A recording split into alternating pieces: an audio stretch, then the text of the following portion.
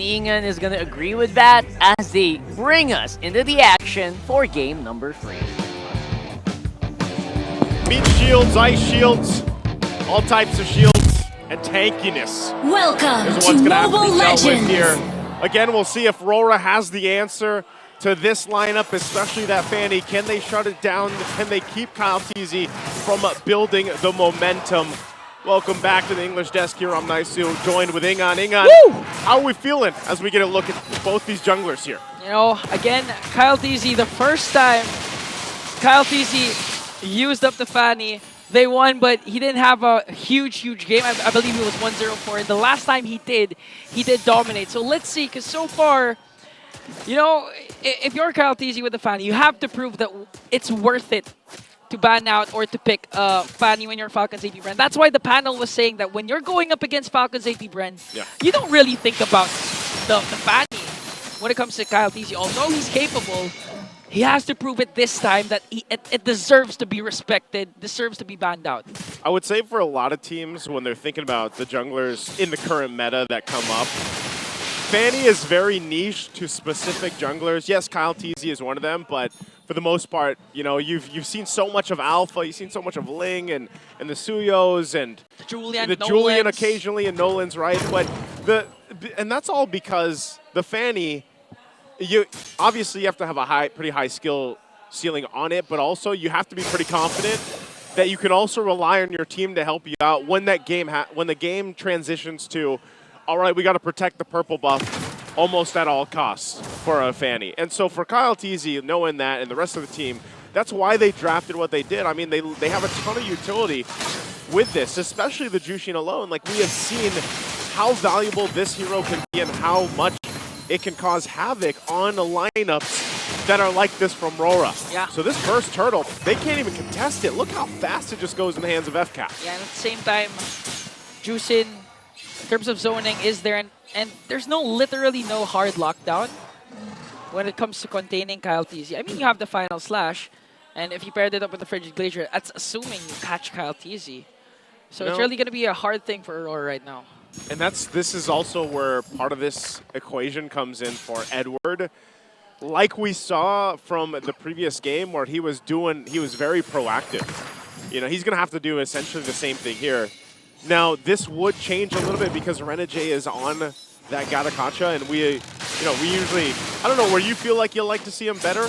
You know, do you like the Gatakacha more so in the roam or the XP lane? But in the hands of Renegade, this should allow him to be that, you know, more Hitman-esque roam that he needs to be. Plus, again, Revitalize is very useful here, and that's why Flap took it up as well. Oh. Okay, Kyle Teasy goes in this time. Edward's going to miss that final slash. They want to burst down Edward here as Flap Teasy just soaking up the damage coming in from Aurora. So, okay, those are the things that Kyle Teasy eventually needs to secure. Those instantaneous steel cables, then Cutthroat, eventually going to burst down anyone there. And if Falcons AP.BREN continues to find these kinds of kills for Kyle Teasy, man, it's just going to give Super Marco a huge advantage, because now they don't have to think about Marco. They have to think about Kyle Teasy first, and eventually we all know the Clint when it gets to the later games. Man, it's going to hurt as hell. It can, and that's the thing. So Kyle Teasy, if he can get kills, it's either way. Like that statement can be for either of the junglers, whether it's Demon Kai or Kyle Teasy. Yeah. Because we've seen Asuyo do pretty much the same thing to an extent where once that snowball gets going, it's really hard to stop. And so this is relatively a pretty low-key early game. There's nothing much happening except for these objectives being focused. You know, little fights for control here. And this is where FCAP also has some of that advantage because of this Jushin pick and that Lantern Flare. So now the level 4 is coming to play. Catch onto Edward. Crimson Beacon going to be casted to walk away. Here comes the pull from Renegade. And now a good zone coming in from Aurora. This time they have 5 members. Doming is also here. AOG going to connect onto Flap Teasy. That was a beautiful jump, but here comes the Revitalize coming in from Flap. Now, Suyo Demon Kai is going to get the turtle. No response from Falcons AP.BREN. And that's a 1-for-1 turtle take for Falcons and for Aurora. Very interesting the way they play that too. You saw Kyle Teasy. Like, he was waiting there. He put some pressure on this tier 1. He's going to go, gets it finally, so that's the trade. Oh, the steel cables. Oh. Edward, though. Okay, goes out. Gonna be able to escape. That's Edward, you know, Legend Zero. It's not embarrassing if you don't pull off a kill onto Edward, because I mean, veterancy, accolades, he's got it all. Huge final slash also for Edward to focus on the minions, but fortunately for Kyle, he still was able to bring down the bottom lane turret. So technically, Edward didn't miss that final slash. He was really aiming for the minions. Yeah, he was clearing it out, trying to save the turret. But that's what I was saying. You know, for FCAP, they traded that turtle knowing farewell because Kyle TZ waited down there. And then it ends up getting a turret. So that's fine. They can go ahead and now work with this mid lane. And beautiful catch plus chain CC. Crimson Beacon View has to walk away. AOG onto the back line. Might be able to bring down View. He's going to escape the spear of destruction. But still, View's going to fall down. First blood will go to Aurora. Now working on the purple buff. Lapteezy has a glorious pathway as Edward works on the back line. Supermarket though being able to deal out the damage. Lapteezy just trying to zone out the members. Another catch coming in from Edward. Here's the Revitalize though. Over with the Earth Shatter. And they're going to bring down Lapteezy. There's some good fighting from RORA, man. You know, Few really tried. He sidestepped, dodged the arrow. The AOG came in, but unfortunately wasn't able to get to the safety of the turret in time. And all that ended up in a collapse too, you know, allowing RORA to get to this point where now they've got a little bit of a lead. It wasn't anything too crazy because FCAP was actually building that on the macro level. And so, you know, it's them trying to keep things from getting too out of control. Last turtle is up now, and either team can take this. And they also have a decision. Do they want to go in with this 5v5? Edward does jump in, has a final slash still ready and locked and loaded. Okay, Edward's gonna miss, as well as AOG coming in from Ren and J plus Frigid Glacier. Here comes the glorious pathway. Kyle TZ going in with the steel cables. They're gonna bring down Ren and J. Kyle TZ just continuing to dish out the damage as Obi falls down and Phil as well. Doming on the hunt plus Demon Kite. They're gonna bring down Lapteezy. And Aurora, just for the price of the Hitman, are gonna take down 3 plus the final turtle. Oh man, what a fight this game number 3 is bringing us so far. Still going to be working on this turtle, but they'll go ahead and call it off. Wait for this to come up. Kyle TZ's now here too. And you're seeing, you know, this is where, when you look at RORA's lineup, the fact that they have some of those utility options where, yeah, even if Edward doesn't get the final slash he's looking for, if they're fighting around objectives, they have great options, whether that's an Avatar of the Guardian from Ren J, or they just lock down with a Frigid Glacier. Conceal's going to be used, fighting for it. Demon Kite gets the turtle. Oh, and another catch onto Flap. Paired up with the Frigid Glacier. It was just too much crowd control as Ogun has to flicker away, cast the Primal Wrap. Now the chase is on. 5 members after the Master. And Demon Kite's gonna bring down Ogun. Oh man, RORA really making the adjustments. The calls are looking really good too. The way they secured that turtle very quickly, and then they go in for the fight. And this is a big pickup for them, a big swing in the momentum that they're going to be able to build into. And you know, all this too, Domeng, he's got the Corrosive Scythe, he's got a Golden Staff working on his next, a little bit of defense too to help just in case Kyle TZ shows up. You know, he's got his pair of steel pants. And so that's all he's relying on at this point. And the fact that, again, you have your team there to help you out, keep you safe, a Revitalize or the Peel. And so Domeng will be more of a problem as the game goes on here, and that's where Super Marco needs to get to. Oh. Okay, Ren J goes right after the back line. Here comes Aurora. Frigid Glacier going to connect onto Lapteezy plus the final slash. They're going to bring him down, but here comes the counter attack coming in from Kyle TZ. He's also going to bring down Ren J. But Aurora depriving Kyle of his orange buff, really zoning out the members of Falcon's AP.BREN.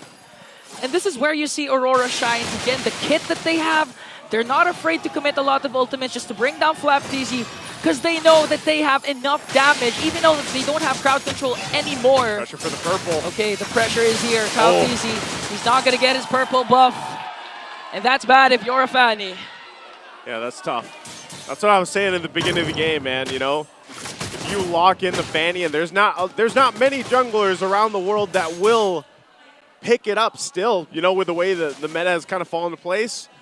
Because, yeah, you really need to rely on certain things to happen here for your team throughout the game. You're almost that 10-minute mark. Lord is now up. And honestly, FCAP might be in a position where they have to let this go. Yeah. It's already going to be held here.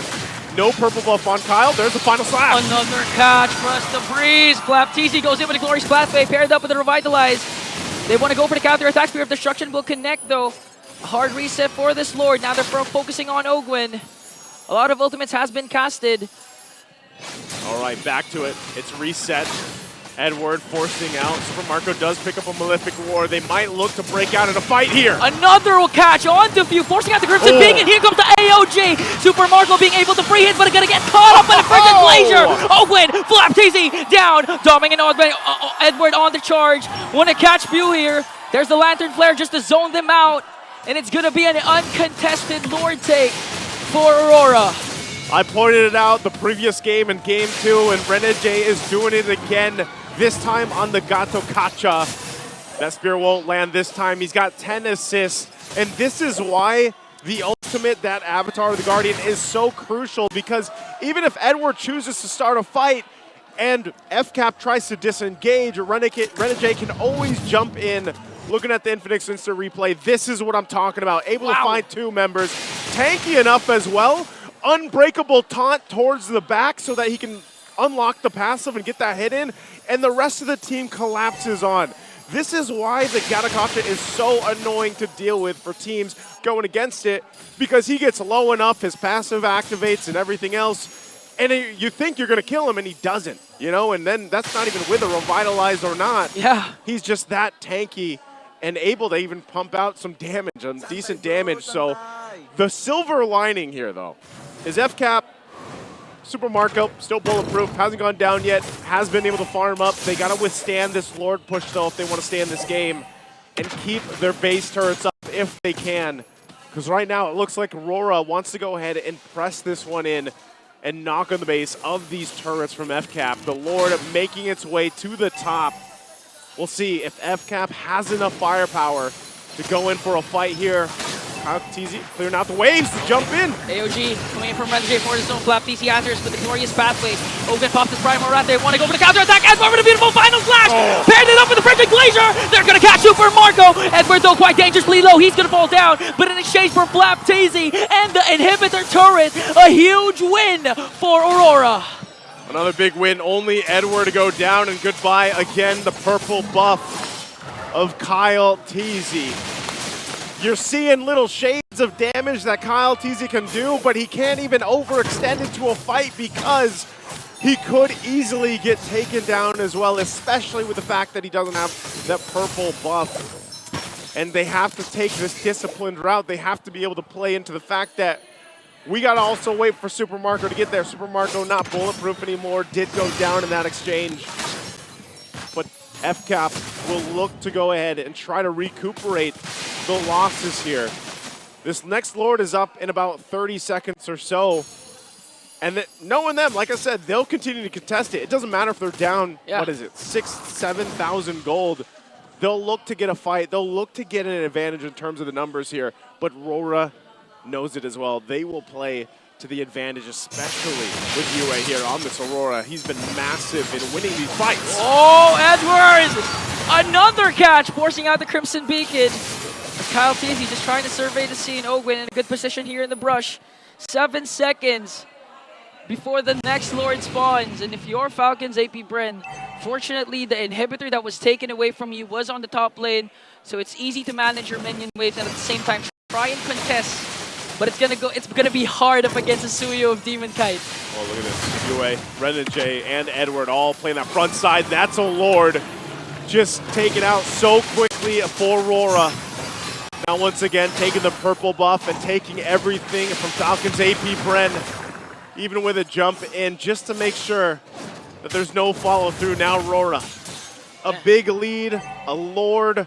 This might be that push in to get this game number 3 here under their belt. Yeah, game number 2 was around this time, 14 minutes as well. And Super Marco has been having a hard time, although he only has 1 death. The problem is the kit of Aurora, AOG, Final Slash, Frigid Glacier, stops him from being able to dish out the damage, because we've seen it. Prior to his death, he got frozen, he had to flicker out. In the second clash, he got taken down. Now the Lord marching up top. Let's see if they can do it. There's a flicker. Now they're going to keep it together. They have to deal with the Lord here. Aurora might just force a fight. Edward does have a flicker. Oh, Okay, Spear of Destruction will connect. Now they're going to work on FCAP. FCAP has to revitalize with the Glorious Pathway. As Aurora backs away, they got what they wanted. An inhibitor in the middle lane. Now they have minions in the mid plus the bottom. Right now, they just want to get this last base turret down. Wave pushing in. Aurora, are they going to press this team fight against FCAP here? Base completely exposed. They have a moment here. They have a choice to decide. Even with a 9,000 gold lead, do they go and take the chance? It looks like right now RORA will take the discipline route and back off for now. Ingan, we are at an interesting point in the game, almost the 16-minute mark, and so far FCAP, aside from the early game, has not been able to do too much. Even with this lineup, when we look at the items, Super Marco still working on his next, maybe a BOD, but is he going to have enough, or does he also go a defensive option? Because at this point, when you have a base completely bare, you've got to be able to win these defensive fights. You've got to be able to turn the tide here. And now if they do it for the next Lord, if they actually try to contest this in about a minute, still, we might see FCAP just get collapsed down on. It's looking hard. I mean, Doming has an opportunity to split push here. Even if Kyle TZ manages to find him, looking at his items, he does have that Rose Gold Meteor plus Wind of Nature, so he's not going to be scared, even if Kyle TZ tries to target him, opposing the Lord side up top. And so far, Aurora, they have no reason to risk a lot because, again, they have a 9.1k gold lead. Looking at the turrets, it's almost complete. And this is what we're talking about too. You know, RORA with their lineup, they'll just control pretty much everything on the map. Like if they want to set up around the mid lane and cut things off, they can. Nice little Queller check right there on Kyle TZ. And that's what they'll do because they can go ahead and set up almost like a triangular defense and a cutoff option with the Avatar of the Guardian. And so it's really difficult when you're looking at Falcon's AP.BREN lineup. You're trying to think, you know, how can they get some space to work with? How can they actually move forward? I mean, that tier 1 still stands in the mid lane for RORA, and that's where the difficult part is. They have to be so crucial and cautious in approaching certain areas of the map, even these bush takes in the mid. And right now, Lord's going to be started up here. Domeng go ahead, whacking away on it, and they look to set things up. Kyle might actually get his purple this time around, but they got to make a choice. Okay, FCAP wants to go for it. He's going to get the Glorious Pathway, but Demon Kite gets the Lord. Now the Frederick Glacier, Renegade onto the backline. They want to go for Super Marco as Kyle TZ walks away. Super Marco's still alive in exchange for Renegade. Now they're going to get Ogwin down. Aurora just bringing down bodies. Now they're going to work on Few. Now they're going to work on Kyle TZ. Demon Kite remains alive, but he gets the Lord. Only Renegade down in that exchange. Ogwin and Flap for Falcon's AP.BREN. So they'll go in for a quick reset here. RORA gets ready to march in with this Lord. This is going to be taking a lot of finesse to pull off. Whoa! Domeng! The next standard takes might have down done it. Kyle TZ and Naisu. That's it. That's it. It's going to be hard from Falcon's AP.BREN to pull off an amazing defense. Even Domeng goes for the backline with a Spear of Destruction. They're going to bring down one more and take Game 3. RORA, what are they on? They are making the adjustments